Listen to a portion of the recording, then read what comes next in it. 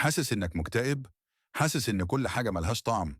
بتصحى الصبح مش عايز تقوم من السرير وكل يوم بيعدي شبه اللي قبله؟ لو الإجابة فصدقني أنت مش لوحدك. الاكتئاب مش ضعف، ومش معناه إنك فاشل أو إنك شخص سلبي.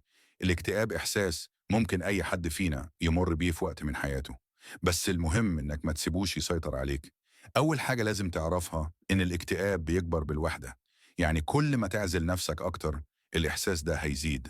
حاول تبقى حواليك ناس حتى لو مش قادر تتكلم، وجودك وسطهم بيفرق جدا. تاني حاجة، اتحرك. الرياضة حتى لو بسيطة زي المشي ربع ساعة كل يوم بتطلع مواد في المخ بتحسن المزاج وبتخليك تحس بطاقة أكتر. تالت حاجة، اكتب. اكتب كل اللي مضايقك حتى لو كلامك ملخبط.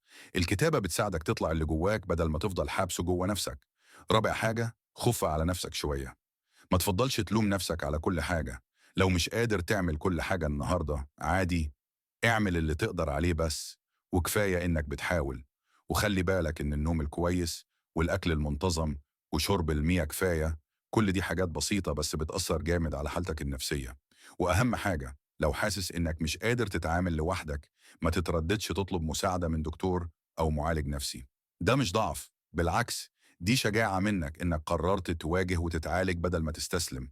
الاكتئاب ممكن يكون مرحلة بس مش نهاية، وكل يوم بتقوم فيه حتى لو متعب هو خطوة ناحية الشفاء. خليك مؤمن إنك تستحق تكون بخير